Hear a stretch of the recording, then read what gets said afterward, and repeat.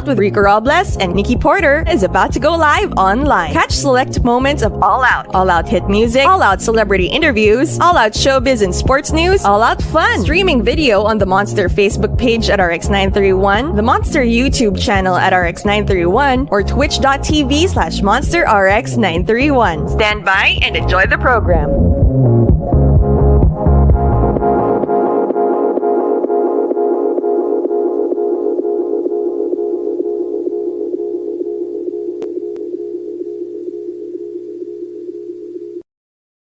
Nikki Porter, are you ready? Are you ready? Rico Robles live.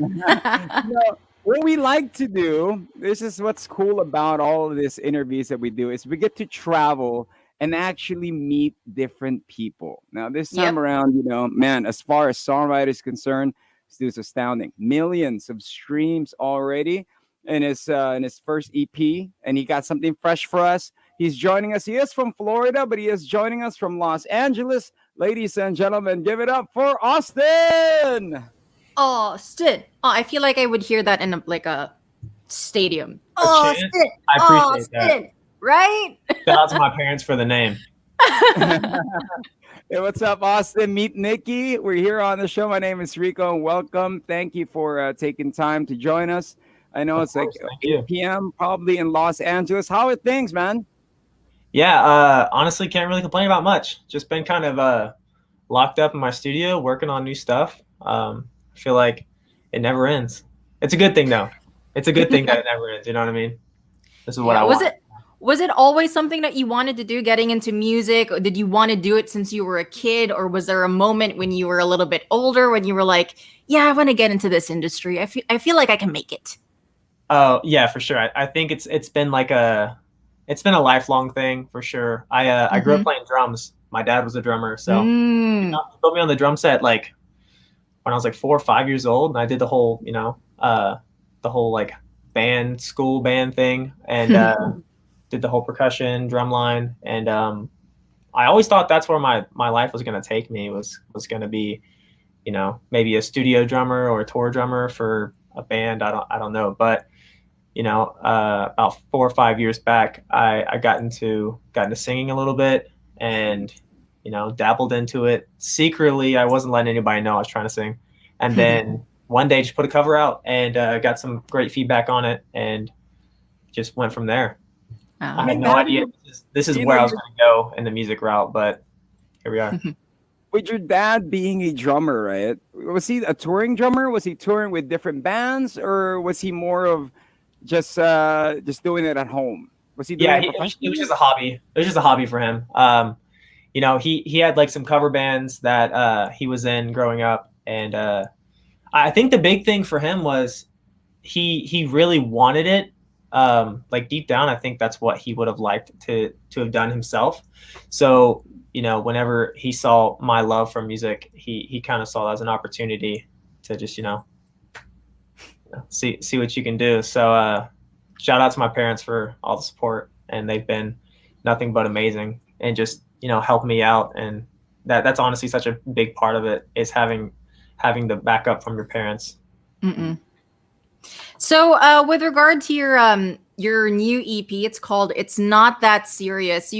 There were different sounds, like within the 5 songs, like there were different sounds. I couldn't put you in like a particular box of like what genre it was, but I mean, is there a particular genre though that resonates with you, that you keep coming back to when it comes to making music?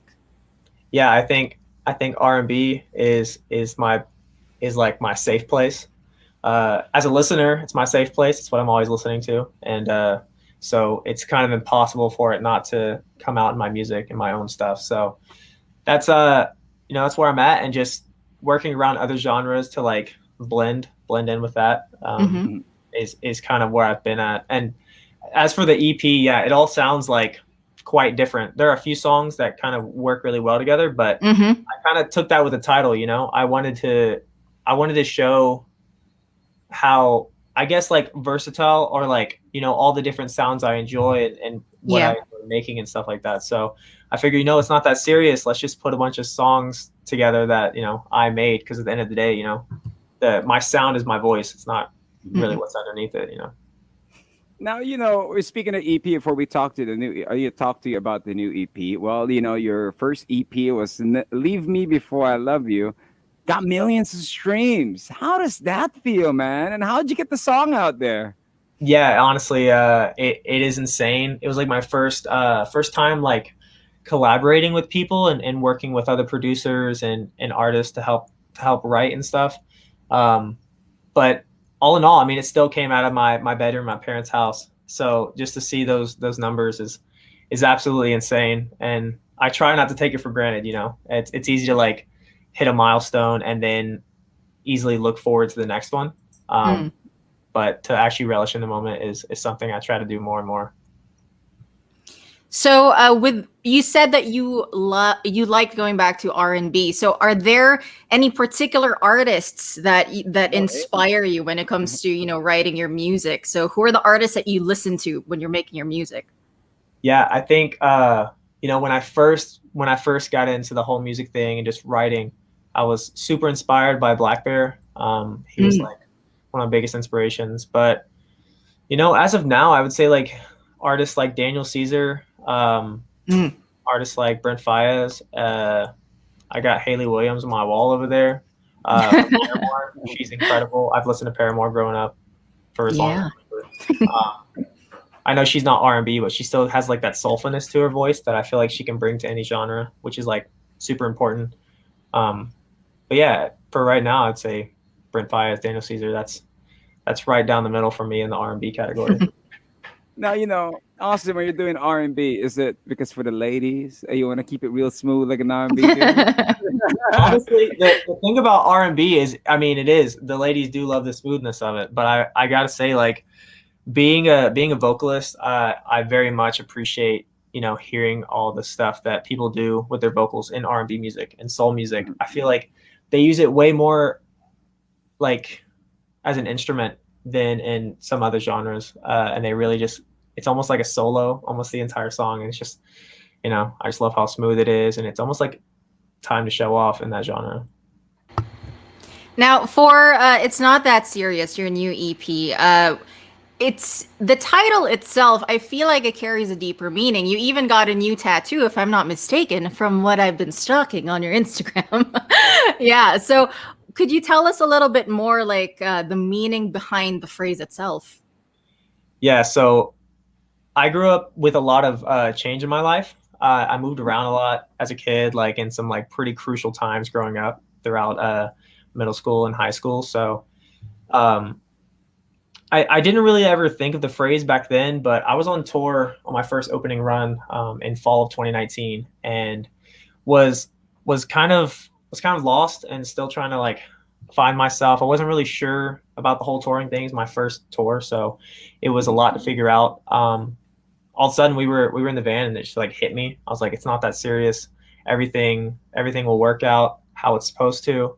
And, all you're supposed to do with life is enjoy it. I know there's ups and downs, but at the end of the day, it's really not that serious. You just take them on the chin and then everything works out. So I think that's something that I've carried with me every day since then. And it really applies to everything. Can we take a closer look at the tattoo? Because earlier we were zoomed out. Of course. Yeah, here it is. There you go. Hey, that's nice. I would get a tattoo like that, dude. You know what I mean? And we did talk about moving around a lot. What are the things that you would come across that would be a challenging moment for you when you were moving around a lot? And what kept you grounded? What kept you keep on going? You know what I mean? Honestly, I think the most challenging thing was, I mean, like I mentioned, it was like middle school, high school, which is like very crucial in the friend category, trying to figure out what circle of people you fit into and all this. But at the end of the day, it was music that kind of kept me afloat. Like I said, I was in school bands growing up and did the whole drumline thing. And as I moved around, I noticed that I was finding more and more comfort being in that setting, just the band setting. Because at the end of the day, it's like one thing you look in friends is like, kind of, can they relate to you in certain situations? And I feel like, being in band and stuff like that, there was plenty of stuff to relate to people about. So Yeah, just kind of found comfort in music, and that was the one consistency in all the non-consistency. And Wow. would you join like what do you call that? Talent night? Would you join something like that in school? They usually have that, right? Yeah, we had talent shows. I remember my senior year of high school. It was actually my first time I ever had like dabbled in jazz. I had a good friend, and he was a sophomore in high school at the time. So he's a bit younger, but he grew up playing jazz guitar, and he asked me, he was like, "Hey, I'm putting together like a jazz group for the talent show. Would you be interested?" And I was like, I mean, I guess so. I told him, I was like, I've never played jazz before, so I don't really know what this entails, but I mean, I'm down. It was an opportunity, and I was willing to take it. And yeah, we stuck together for a little bit after that. We ended up winning the talent show, and I went on to study jazz for about a year and a half in college. Another reason why I love R&B and jazz and neo soul, because I'm able to incorporate what I learned in school with the music. I could just imagine him, Nikki, playing the drums. He does have Mhm. part of a drum line. I could imagine the rolls, and all of a sudden, Yeah. he's studying jazz. So you know what I mean, and getting Drumline was to my see. life. I'm not joking. Drumline was like, I could have been a lot better in school. I could have been a lot better student, but as much as I should have been studying, I was practicing. I was practicing because I thought that's what my life was going to be. Mhm. At the end of the day, it all applies still. So Mhm. So from a high school drummer boy, and then to now an R&B inspired artist with his second EP, like how do you think would that drummer boy, like if you could travel back in time, like how would high school drummer boy be like reacting right now? Like, dude, you got two EPs now. yeah, Just say. I don't know. I honestly don't know. I'd probably just be like mind blown, just because the drummer, and a lot of times is the one in the back, covered by Mhm. everyone else in the front, um, which is cool. People still like the drummer, but it's also like you're in the back, you're kind of hidden, you're just like holding it down. And now it's, well, when I went on tour about 2 years ago, it was a totally different experience being the only one on stage. So all eyes on you. It was terrifying, but I live for that. So For those that are tuning in, if Austin is joining us, he's an exciting songwriter. He does have a second EP out now. When you do a live show, how is it like? Do you have a drum setup? Do you do drum solos? I Other than, of should. course, singing your I need R&B, then you'd be like, so all the venues that we did tour, they were like a little too small for me to rip on the drum set. So when I go back out, I really do want to incorporate that more, because I mean, it'd be a shame not to. All the years and practice I put into it, I gotta get back out there with it. So Yeah, fans would love that, to see another side of you too. That would right, be like so out of nowhere, cool. right? He just picks up the sticks and just, that would be sick. I know. I have the vision is in my head. I just gotta execute it.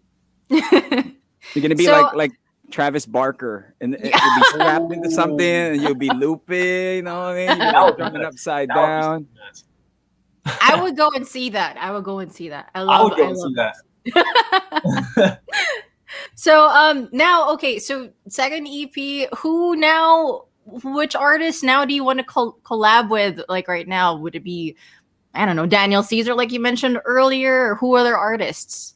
Yeah, I think the way my music's taking me right now, I think an artist like Kehlani would be super super cool. Mhm.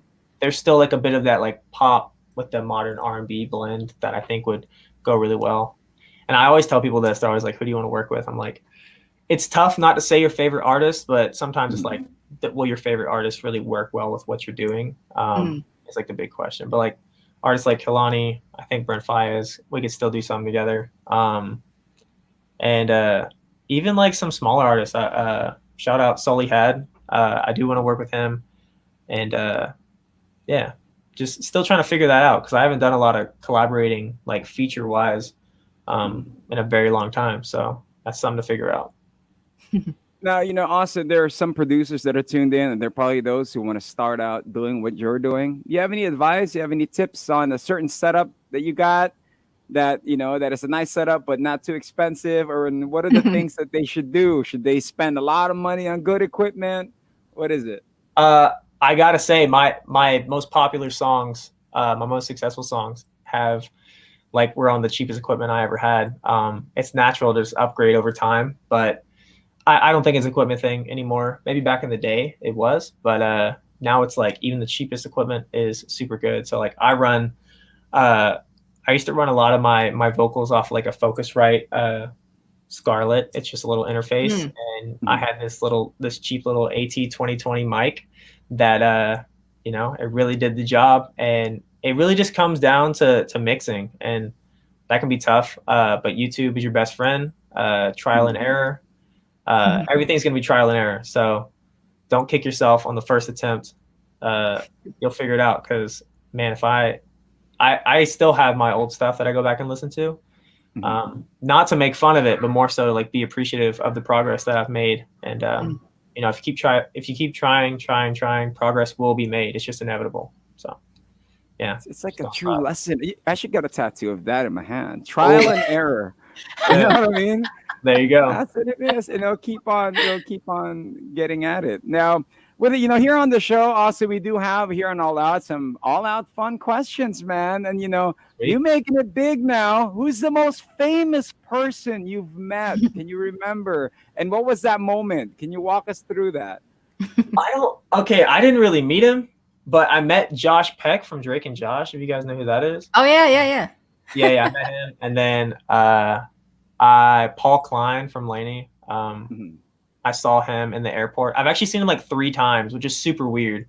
I mean, I live out in LA, so it's like, but oddly enough, I haven't actually like seen a lot of famous people out here, or like met a lot of famous people. Like I said at the beginning, I'm always locked in my studio. I never leave this place. As much as I should. I mean, living in a city like this is cool, but I'm always working, making music. So I would say Josh Peck or maybe Paul Klein from Laney. It's probably not the best answer, but it's honest. All right. Well, so in those times when you're not in the studio, when you're not working, which I guess are rare times for you since you're always working, what do you like to do? Like, how do you like to cool off? How do you want to just spend your free time? I'm a big gamer. I built a gaming PC recently. Wow. And I started streaming. I want to get back into that again. But yeah, big gamer. That's how I kind of keep up with all my friends across the country that I've met throughout moving and whatnot. So it's just another way for me to hang out with my friends, essentially. If it wasn't for them, I probably wouldn't play as much. And I'm also like a big sports guy. I love football. I love motocross and supercross. Anything with wheels and an engine that requires racing. Just really big fan.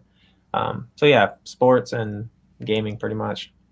Do you see yourself making a song for maybe a racing video game? Do you envision yourself doing that? That would be really cool. I don't want to put myself in a box and say I don't envision it. I got to keep my options open. So I think that would be super cool.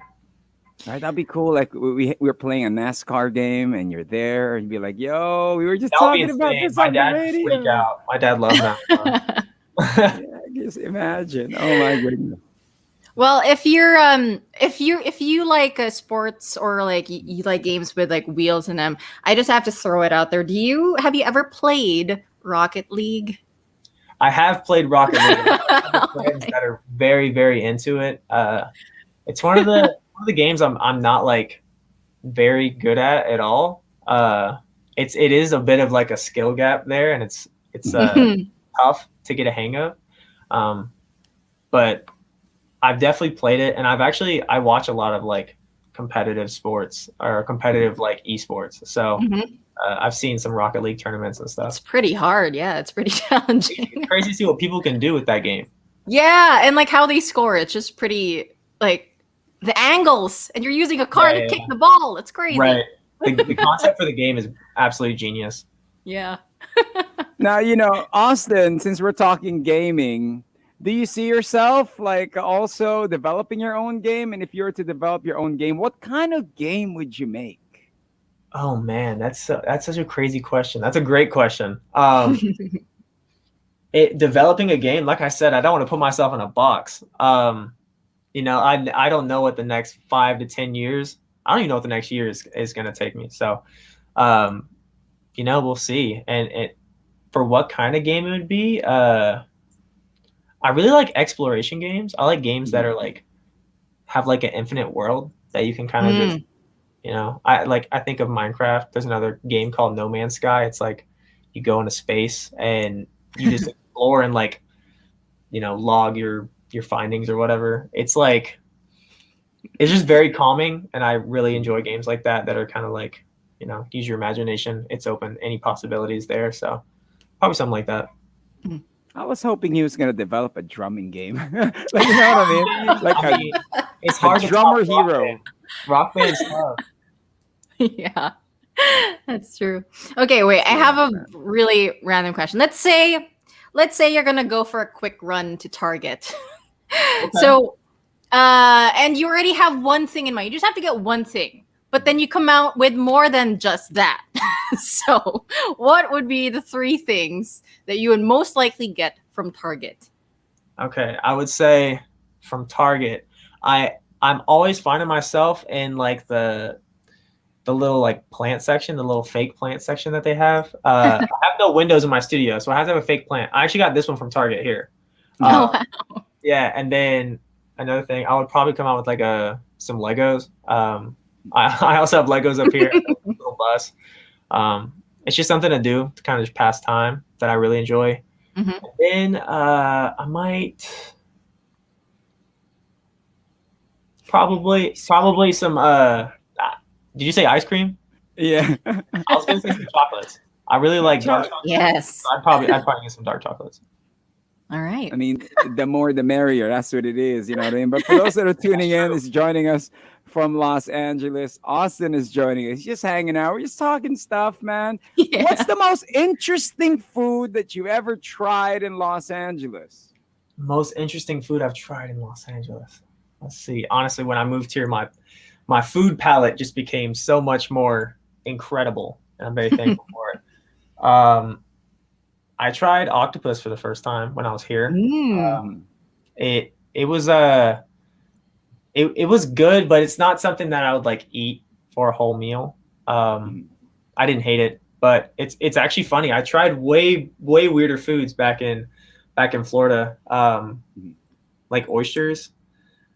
Oysters is probably the weirdest food, and that's probably the one food I don't understand how people eat so much. I guess seafood is still like a tricky thing for me. I'm still figuring it out. It's always like that, right? When you live near the ocean, you don't really eat much of what swims in it or what comes from it. And it's like weird reason. They have the best seafood over there too. I've been trying to find some good seafood out here, and it's tough to find. So when I go home, I make sure to take advantage of that. Yeah. Get a nice lobster going. Do you know how to cook? I'm learning how to cook. My girlfriend is like, she's pretty good at cooking, and I'm still trying to figure that out. My mom is an amazing cook, so maybe when I go back home, I want to like learn a few things to take home so I could cook her something and see what she makes. I would say on a scale of 1 to 10, I'm like a 3. But I can take care of myself. I can take care of myself in the kitchen. It's entry level. Again, trial and error, man. Yeah. That's what it's all about. You know what I mean? Trial and error. Now, you did mention about cooking up some stuff. Now, Austin, when you were still single, what type of game did you have? For you to be able to win your girl. Did you? How did it go? I had like no game, to be honest with you. It was honestly the music that just helped. I remember my girlfriend, she had DM'd me on Instagram, and I was like, it was like so casual. It was like another casual DM. And then it just spiraled into, once you start saying good night and good morning to that person, you're like, oh snap, starting to starting to catch on out of nowhere. And that's kind of what happened, which is I'd been single for about two years before then, because that's when I was really diving into music and writing for the first time. So yeah, I wasn't really worried about all that. I was worried about what song I was gonna write that day, and then it just naturally happened. So I really got no game. It's good morning messages, man. It's good morning messages, good night messages. There you go. Did you eat already? Oh, we already. There you go. Yeah, I had octopus. What's up? Not a fan of oysters, though. Thank you for taking time to join us. All across the world, and you're just hanging out with us, sharing with us. Your passive music and everything. Now it's your chance now to say what's up to the Filipino fans and what can they expect for you. This is halfway to the year of 2021. What's there to expect, man? Yeah, I just want to say thank you to everyone that has been supporting me there in the Philippines. You guys have honestly probably one of the best tastes in music from what I can tell. Not just because you listen to me. I don't want it to sound like that. But, I've noticed like more and more Philippine fans from the Philippines have been hitting me about like R&B stuff. And I'm like, man, y'all really dig that over there, which I can respect. It's awesome to see that.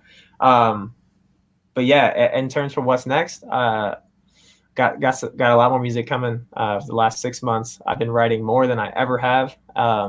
More proud of the music I'm making now than I've ever been, and expect a new EP out by the end of the year. Fingers crossed. Fingers crossed. It's not really a part 2, but it's like might as well be, And invite everybody to request for your songs and also to stream your new your EP that's currently out. Go ahead, man. Yeah. For everyone listening, I encourage you to go give my music a try. It's Not That Serious EP. It's my latest. I dropped it last month. It's a little bit of taste of everything. So I'm sure there's something in there for you, and hopefully you enjoy what you hear. All right, there you have it, ladies and gentlemen. Thank you, Austin. Thank you, man. You have a great day. And what's the plan now? It's only 8 o'clock there. Are you gonna go out? Are you gonna go party out, or are you just gonna chill at home, man? Tough. Party on. Go back to work.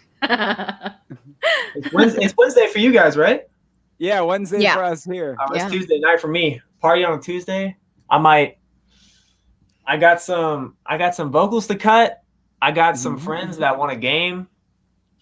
It's like have some tacos. Hey, actually, Michael gets tacos. Come on. I got a taco spot right outside my apartment. That's not. There we go. There you have it, ladies. That's a good album title. That's a good EP title. Party on a Tuesday. Hey, you know what I mean? I'll credit you if I use it.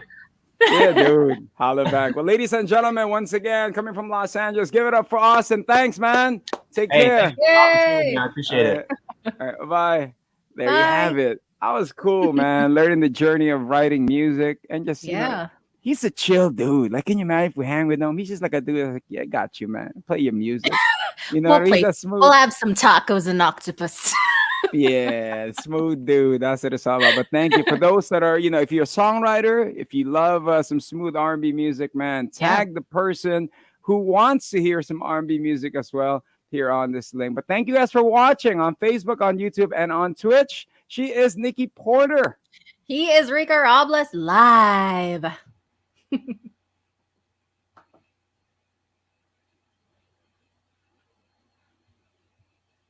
Monster exclusive interview only on Manila's hottest Monster RX93.1.